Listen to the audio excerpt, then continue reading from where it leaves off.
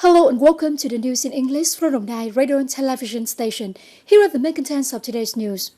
Mr. Nguyễn Phú Cường, member of the Central Party Committee, Secretary of Đồng Nai Party's Committee, on March the 21st, had a working day with the Electoral Commission of the province, the Vietnam for the Lands Front of the province, and relevant departments to prepare for the elections of National Assembly and People Council deputies, term 2016-2021. At the meeting, the Electoral Commission of the province has presented key tasks of the upcoming elections, which include inspections of electoral mission implementation at the Electoral Commission in district and communes, coordination with the Provincial People's Council in inspections of local electoral work, coordination with the Provincial for the Lands Front in organizing meetings with voters at localities, inspections of the IT application and deployment of the software to report the election progress, direction to subcommittees to implement the propaganda plan, ensure the security, order, as well as resolutions to complaints, accusations, and financial logistic work as specified. The Youth Union of Vĩnh Cửu District had just held a seminar themed The Party with the Young and the Young with the Party. This is an occasion to meet and exchange between the leaders of the district and the youth.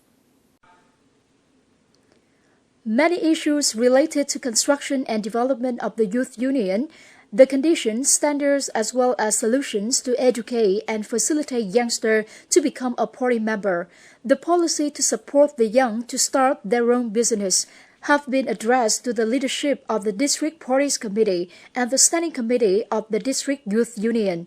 Leaders of the district also hope that the young generations will strive to study and catch up with the opportunities when the country is deeply integrated with the world, so that they deserve to be the pillar of the country.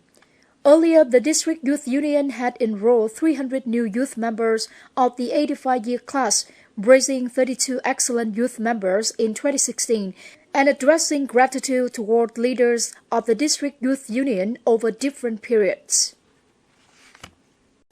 The Executive Committee of Định Quán District Youth Union has held the traditional camp themed 85 Years of Glorious Tradition of Ho Chi Minh Communist Youth Union.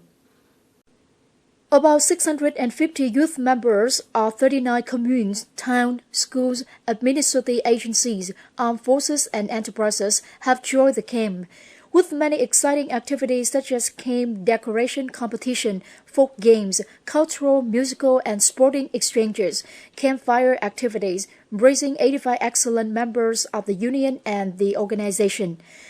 The camp is an occasion for unionists and youth in the district to meet and learn new models in the work of youth gathering, contributing to improve the quality of union members and union organization development.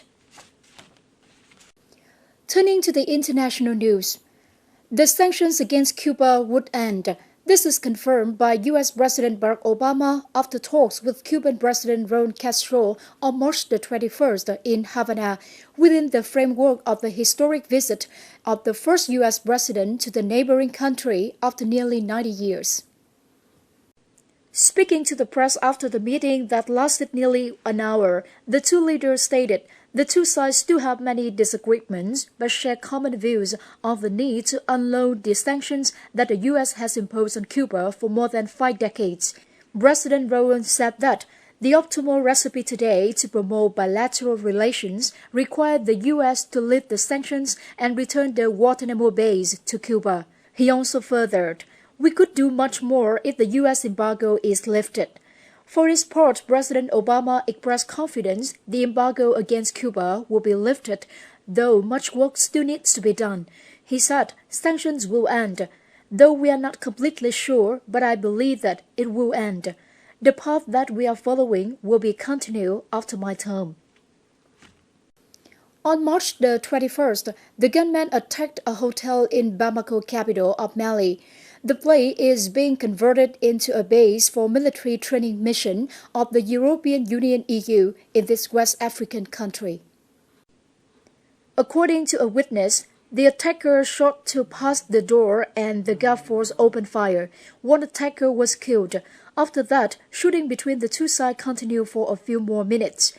Meanwhile, on Twitter, envoy of the European Union said no employees were wounded in the attack. The European Union currently has about 600 employees deployed in Mali to conduct security training. The spokesperson of Mali Ministry of Defense confirmed the attack and said that Mali security forces have been present at the scene. One of the attackers has been killed. 2 other suspects have been arrested and being interrogated. That's all for the news in English for today. Thanks for joining us and goodbye.